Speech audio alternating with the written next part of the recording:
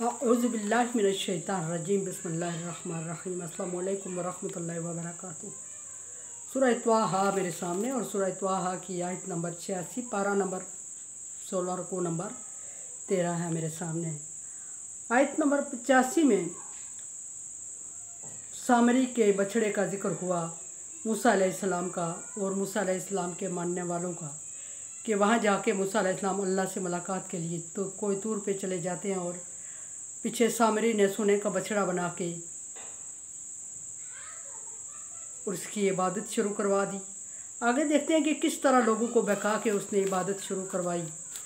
पहले से ही बात ये चल रही थी कि जब मूसा अलैहिस्सलाम दरिया पार करके जाते हैं तो वहाँ कुछ लोगों को देखते हैं कि वो बुतों की इबादत कर रहे हैं, खुद साख्ता माबूदों की।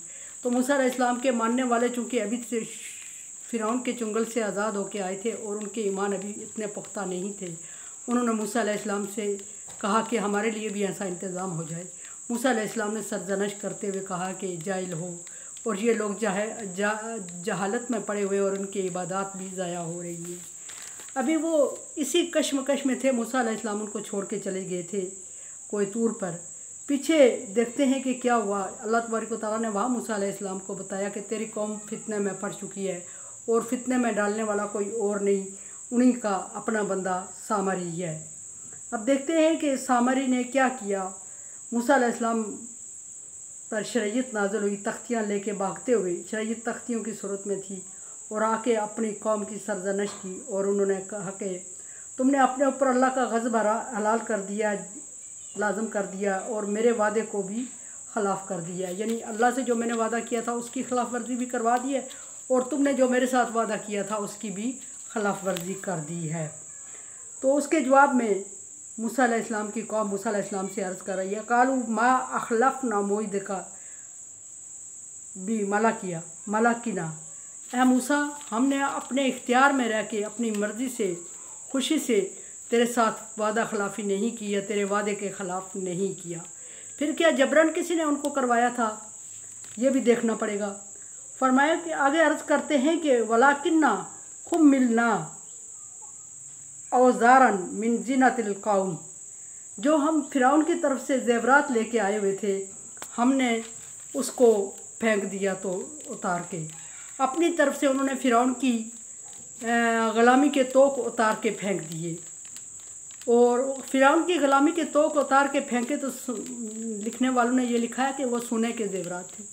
वहाँ एक ढेर लग जाता है, पीछे बात गुजर चुकी है कि ढेर लग जाता है और किसी ने उस पर मट्टी लेके डाली एक मुट्ठी और फिर उस पर आग लगी और क्या हुआ, ये डिटेल कल के बाद में गुजर चुकी है।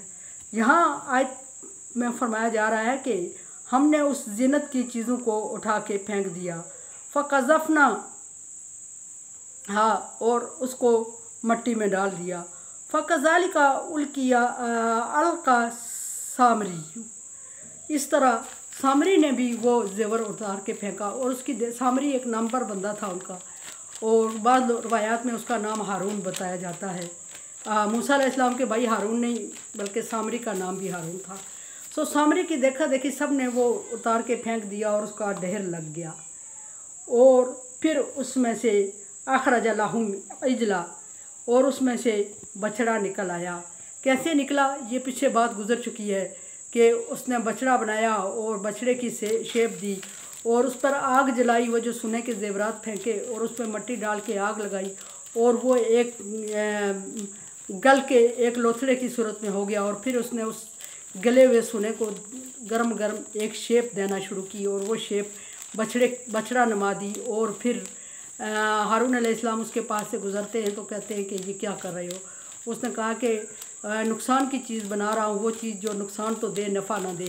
तो हारून अलैहिस्सलाम ने उसके लिए दुआ कर दी कि अल्लाह ताला इसके लिए ऐसा ही कर। और वो फिर ऐसा ही हो गया कि उस सामरी ने जो बछड़ा बनाया वो उसके लिए नुकसानदेह हुआ, फ़ायदा मंद नहीं हुआ। यानी उसकी भी आखिरत बर्बाद कर दी और कहीं औरों की भी बर्बाद होगी उसके ज़रिए। यहाँ फिर उन्होंने कहा कि फ़ाखरज लहुम इजला, उसमें से बछड़ा निकल आया और जसद अल्लाहू, और बछड़े की शक्ल थी, वो बछड़े की हम शक्ल था वो, ख्वारल, और उसमें आवाज़ें भी निकल रही थी बछड़े की मानिंद, बछड़े की आवाज़ की मानिंद। फ़कालू हादा इलाहुकुम। अब सामरी तो एक है, जहाँ कालू का लफ्ज़ इस्तेमाल किया गया, इसका मतलब है सामरी के साथ एक दो और मिल गए होंगे।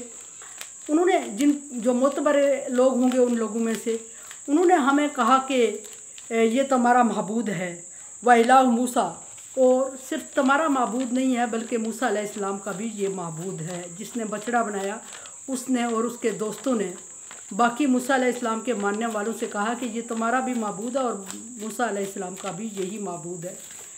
और नसिया, और फिर ये कहा कि मूसा अलैहिस्सलाम तुम्हें ये बताना भूल गए हैं कि इसकी इबादत करना जल्दी में थे सो चले गए। अल्लाह तबारक व तआला ने भी मूसा अलैहिस्सलाम से पूछा कि किस बात की जल्दी थी कि जल्द आ गए, यानी कि उनके ईमान को पुख्ता होने देते, कुछ बातें करते, उन्हें कुछ समझाते, कुछ दीन के बारे में उनको इन्फॉर्मेशन देते और फिर निकलते। उसी तरह उन्हें नौ मुस्लिम छोड़ के निकल आए हो और पीछे वो सामरी ने बछड़ा बना के पेश किया और वो बछड़े की इबादत में फिर लग गए। और उन्होंने कहा कि नसिया मूसा भूल गया तुम्हें बताना, अफला यराउना, तुम देखते नहीं हो कि ला यर जाओ। या दूसरी बात ये की कि मूसा भूल गया तुम्हें बताना या मूसा भूल गया वापस आना, दोनों बातें हो सकती हैं। क्योंकि मूसा अलैहिस्सलाम 30 दिन का कह के गए थे, वहाँ 40 दिन लग गए मूसा अलैहिस्सलाम को। ये भी है कि मूसा अलैहिस्सलाम 10 दिन जल्दी पहुँच गए, क्योंकि अल्लाह ताला ने फरमाया कि किस बात की जल्दी थी तुझे, क्यों जल्दी पहुँच गया। ये भी था कि मूसा अलैहिस्सलाम से कोई गलती सरजद हो जाती है और अल्लाह ताला ने 30 की बजाय 40 दिन ले लिए, वहाँ इबादत में कफ़ारा हो गया और साव में लग गए गलती में के अजाले में। बहरहाल मूसा अलैहिस्सलाम 10 दिन लेट हो चुके थे। अब यहाँ भी इस बात का ये मतलब है कि मूसा भूल चुका है। मूसा किस चीज़ को भूल चुका है? ये मूसा का भी माबूद है और मूसा भूल चुका है, यानी मूसा अलैहिस्सलाम इसकी इबादत करना या तुम्हें ये बतलाना, तुम्हारे सामने ज़िक्र करना भूल गए हैं। दूसरी बात यह है कि मूसा जा चुका है यहाँ से और वापस नहीं आएगा, वो यहाँ को भूल चुका है, आप लोगों को भूल चुका है। अल्लाह यर्जु अलैहिम कौलन, क्या तुम देखते नहीं हो कि उसने इसके बारे में कोई बात नहीं की, या वो वापस अभी तक नहीं लौटा, नहीं आया, वापस गया है तो आया ही नहीं है, ना उसने कोई बात की। वाला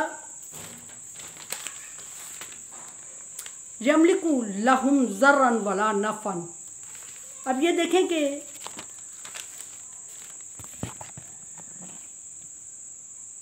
उनको अपनी बात पे ये समझ नहीं आ रही कि ये जो इन्होंने बनाया है सोने का बछड़ा, ये तो बेजान है। बनाया बहुत खूबसूरत था सामरी ने और बिल्कुल बछड़े वाली शेप दे दी थी, और ये भी सुनने में आया कि बछड़े वाली आवाज़ें भी निकाल रहा था। कुरान पाक खुद कहता है। लेकिन बछड़े वाली आवाज़ें वो कैसे निकालता था? मे भी कि फिर सामरी ने उसमें कोई ऐसा सिस्टम नस्ब कर दिया हो जिससे वो हवा कैच करता हो और फिर हवा को खारिज करता हो और इस तरह की आवाज़ें निकलती हैं। इब्न कसीर की एक बुक में भी इसी तरह लिखा गया है कि उसका एक सुराख रखा हुआ था जिसमें से वो हवा जाती थी और फिर आवाज़ों की सीटियों की सूरत में बाहर निकलती थी। वो उसको बछड़े की आवाज़ से तशबीह देते थे। और यहाँ अल्लाह तबारक व तआला फिर इनसे मुखातब है कि ये लोग इतने बेवकूफ़ और जाहिल हैं कि इन्हें ये समझ नहीं आती कि ना वो बछड़ा कि वो बात तो कर रहे हैं लेकिन इस बात को इतनी मानी नहीं दे सकते, इतनी समझ उन्हें नहीं आती। ला यमलिकु लहुम ज़र्रन वला नफ़ा, कि ये बछड़ा जो उन्होंने बनाया है वो उनके नफ़े और नुकसान का मालिक नहीं है या नफ़े और नुकसान का सबब नहीं बन सकता। इनकी आवाज़ें खुद तो उसकी हवा की आवाज़ें निकल रही हैं, वो इनकी आवाज़ें नहीं सुन सकता, वो इनकी आवाज़ों पे कोई रिप्लाई नहीं कर सकता, और वो ख़ुद खाने के काबिल नहीं है, ख़ुद हिलने जुलने के काबिल नहीं है, और इनको क्या नफ़ा देगा। ये इतने बेवकूफ़ लोग हैं कि मूसा अलैहिस्सलाम की ज़रा सी देर होने पर ये पीछे इसमें लग गए और मूसा अलैहिस्सलाम ने आके अपना वादा याद करवाया। ये किस्सा मूसा अलैहिस्सलाम ने जब आके अपना उनको वादा याद करवाया और बहुत बड़ी गलती का एहसास दिलाया, तो फिर कुछ लोग जो मूसा अलैहिस्सलाम के साथ थे उन्होंने मूसा अलैहिस्सलाम से माज़रत की और ये किस्सा सही सही बताया कि हम बछड़े की इबादत में कैसे मुलव्वस हुए, खुद नहीं हुए बल्कि हमें दलाइल दे के सबूत दे के समझाया गया, कायल किया गया। और ये भी कि या मूसा तू भी तो 10 दिन लेट हो गया था, और फिर हमें ये बताया गया कि मूसा भूल गया है, कभी आने वाला नहीं है, और ना तुम्हें जाते वक्त ये बताया गया उजलत में गया है। तो हम भी यही सोच रहे थे, ना तेरे आने के चांस थे और ना तो हमें कुछ बता के गया था। हमने इसकी इबादत शुरू कर दी और गलती से अब हम इस्तग़फ़ार करते हैं। कुछ लोगों ने मूसा अलैहिस्सलाम के साथ फिर तौबा करके इस्तग़फ़ार किया और आइंदा इसकी इबादत ना करने का आयत किया, लेकिन कुछ लोग उसमें मुलविस होकर रह गए। वो जो लोग चंद एक मूसा अलैहिस्सलाम पर ईमान ला के फ़िरौन के शिकंजे से निकले थे, उनमें से भी छांटी करके कुछ निकाल दिए जाते हैं। मेरे चैनल को देखें, समझें और सब्सक्राइब करें। तावन वाला बिर्र व तक़वा, नेकी के और अच्छाई के कामों में एक दूसरे से तावन करो। अगर आप समझते हैं कि काम नेकी और अच्छाई का है तो तावन लाजम है, अदरवाइज़ मैं आपकी राय की मुंतज़िर। अल्लाह हाफ़िज़।